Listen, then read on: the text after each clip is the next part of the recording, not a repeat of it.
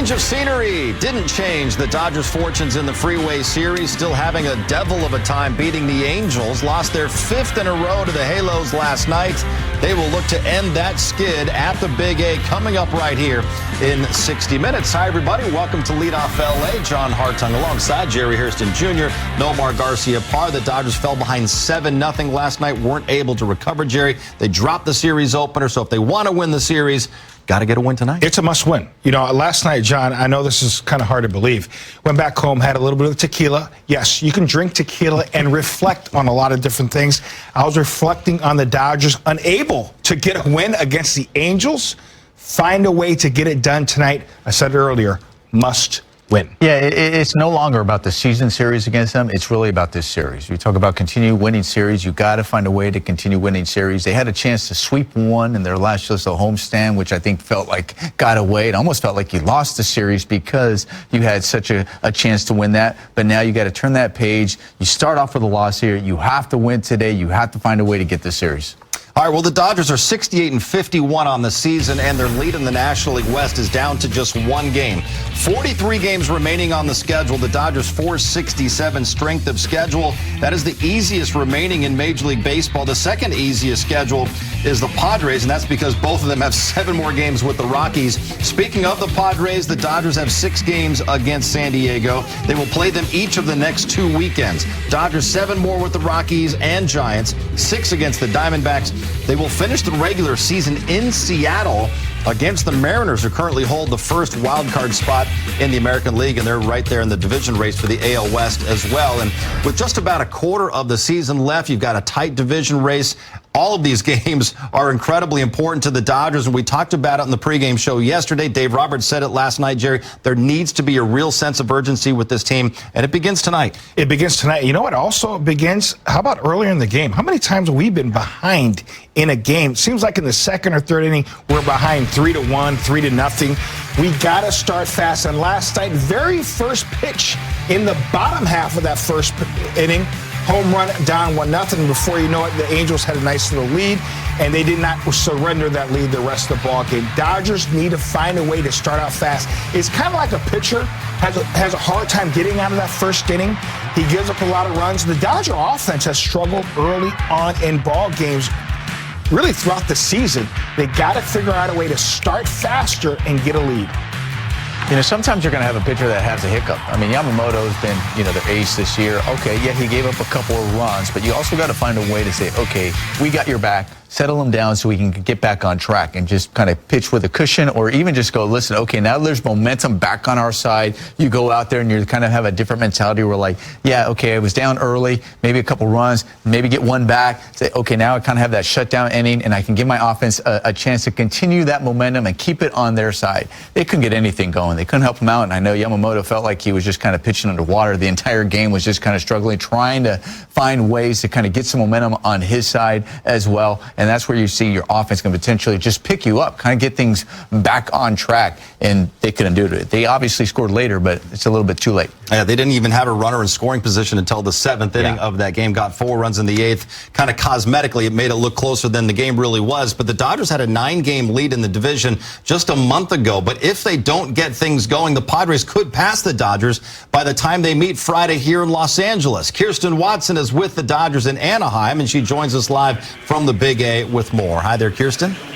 Hi, John. Well, with talking to a lot of the guys, it's very clear they're not necessarily scoreboard watching, but they are very aware of what the division race does look like right now, and with the Padres only being now 1 game behind them. Last night we spoke with Max Muncy, not only just about kind of the game, some of the frustrations about the offense not being able to get going till later in it, but also just how things are feeling and how things right now are a little bit too close for comfort.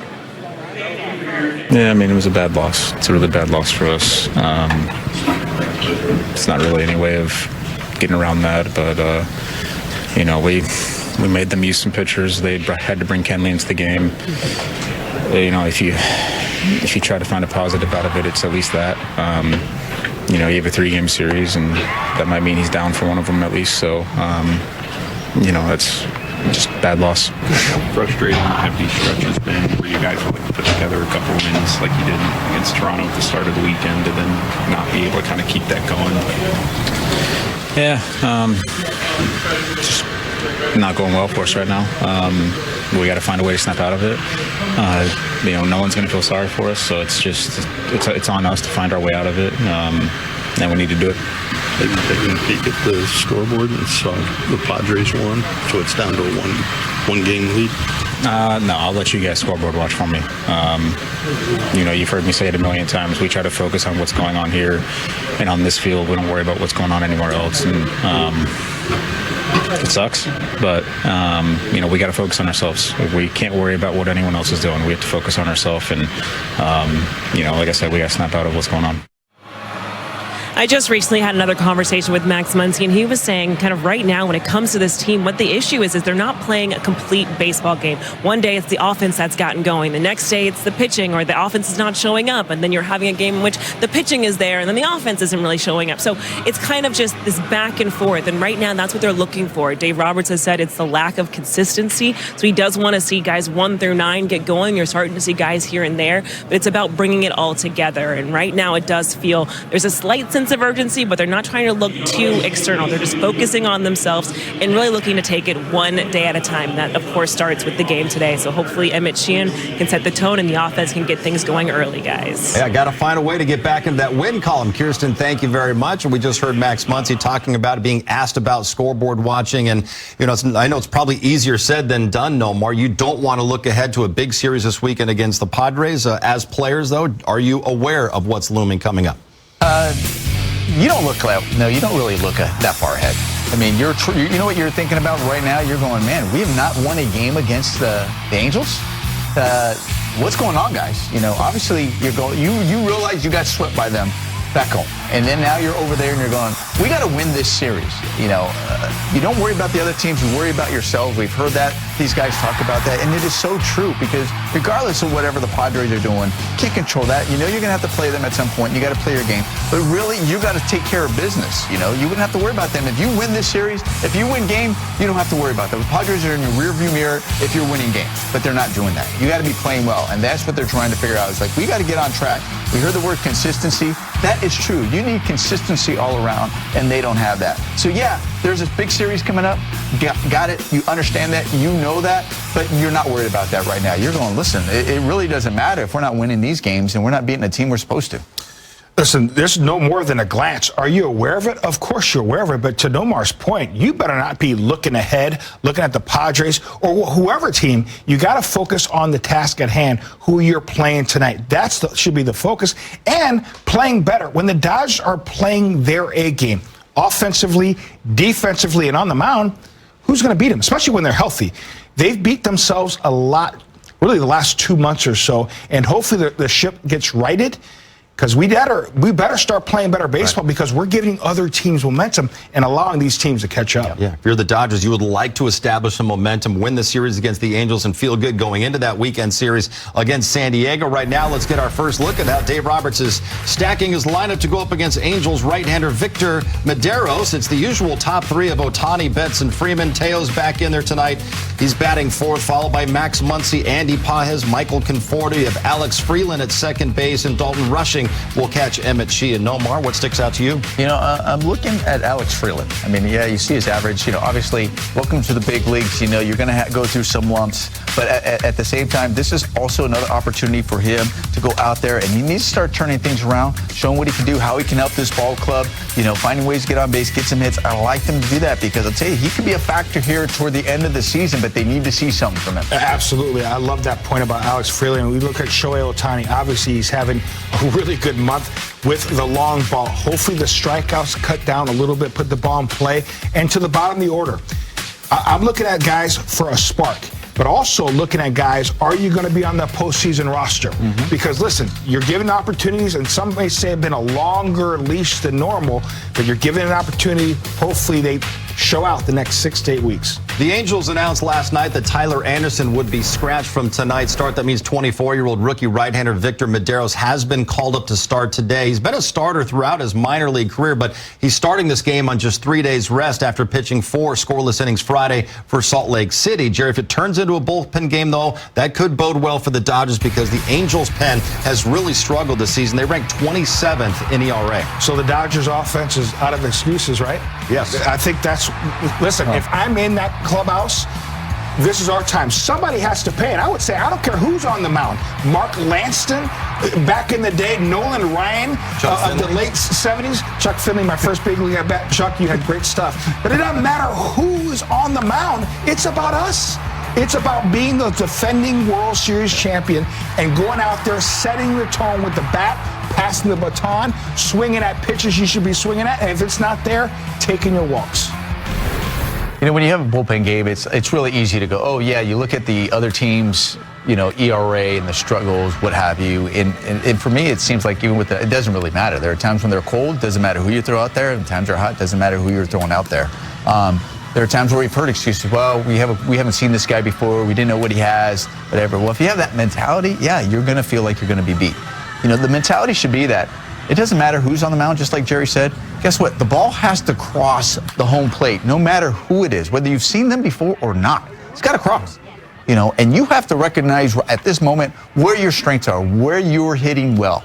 And that's what you have to go up there looking for. You have to look at your strengths right now, and you also have to look at what the game is also giving you at the moment, and then making adjustments as far as where the ball is going to cross the plate. And what I mean by that is if there's a situation there where there's a man on second base and there's less than 2 outs, not only just going the other way, but also looking to drive and do damage going the other way. So that means you're going to be cutting the half. You're not looking in, you're looking away, doing that, and especially in a bullpen where you don't know if they have, you can't really find out if they have the command or they're being able to figure out how they're going to get you out. You look in your spot, but the game is telling you to get the job done. And that's what you have to go, because no matter who's coming in there, they're not always going to, not every single guy's going to be on. Right. You can't figure out if this guy's, he found his rhythm. You just got to know it's going to cross a certain plate, and I got to take advantage of that. And, you know, we've been in hitters meetings where it hasn't gone our way. We haven't played up to our potential. Listen, I know how hard it is to get hits in the big leagues, but what you can do is have good at-bats. 1 through 9. Everybody have good at-bats. All right, hopefully it begins to turn for the Dodgers tonight. And last night we saw Mookie Betts in right field for the first time this season, even if for just 1 inning. He is back at shortstop tonight. And how about this offensive stat?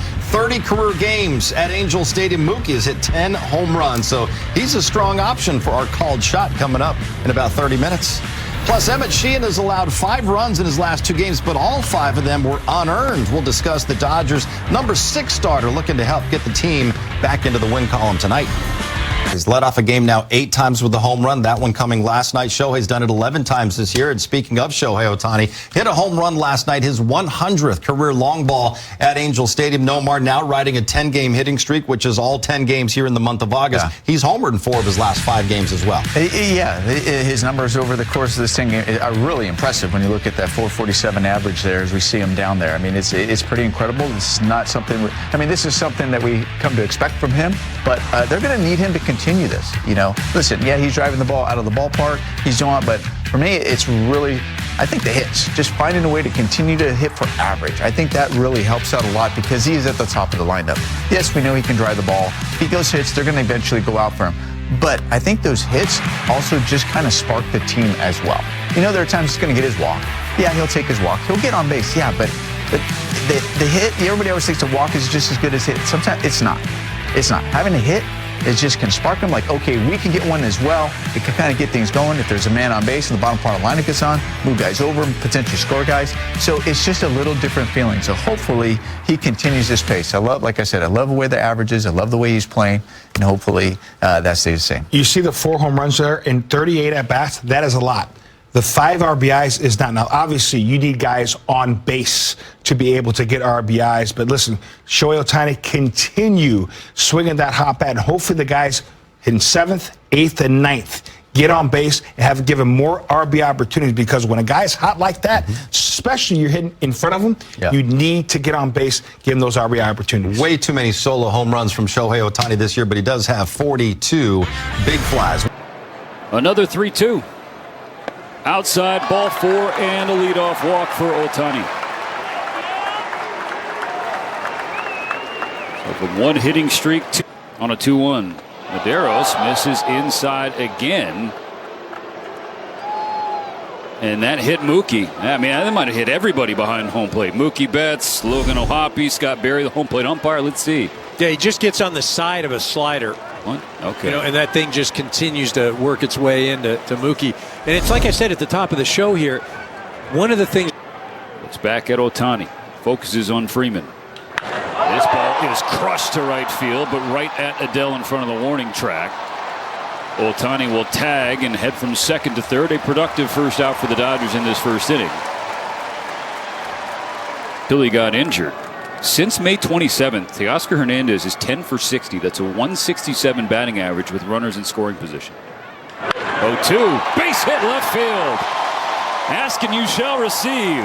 An RBI hit for Hernandez, and the Dodgers have a 1-0 lead in the first. I think we've got it figured out, Nelly. You talk like I'm not saying negative about the guy, but a little negative, and then boom, he gets a base hit. The other night I'm talking about, they never walk anybody, and then they walk a guy. I think we got it down. Really nice job by Teo there. 2 strikes. I know. 0-2. Rushing hits it high in the air to right field and deep, and this ball is gone. The big swing that Dalton Rushing has been waiting for ties the game at 3. Second big league home run, but the first one off of a pitcher.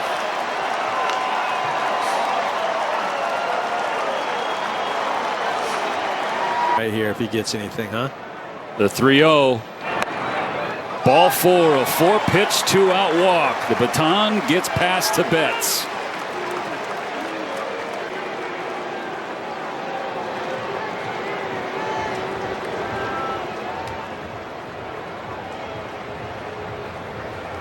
Barry Enright walks.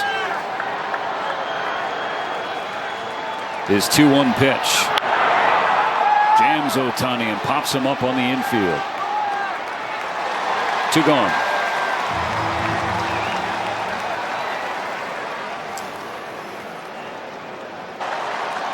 First and third, 2 out. First pitch, ground ball through the left side. Betts scores, and we got a run game. Do it, Nelly. That night off did Teo some good. 2 RBI base hits.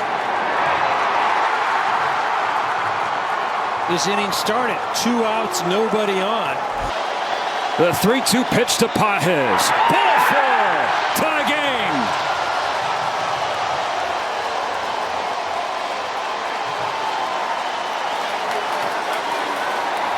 Nice at bat by Andy. Just reins in that adrenaline that he showed on the 2-1 pitch. Swung at something that wasn't even close to the zone. Pitcher thinks, hey, I can go back out there again. He's really wanting to make something happen. Andy takes the next 2 pitches, drives in a run with a walk.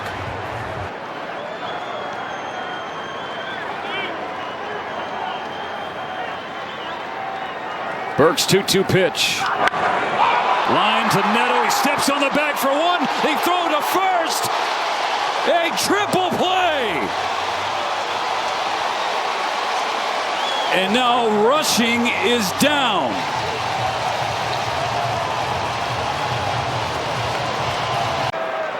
Ohtani in his career against Kenley is 0 for 7 with 4 strikeouts.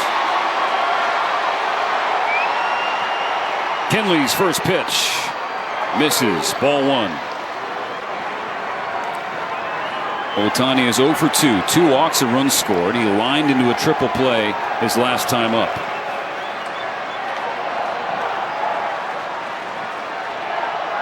The 1-0 pitch.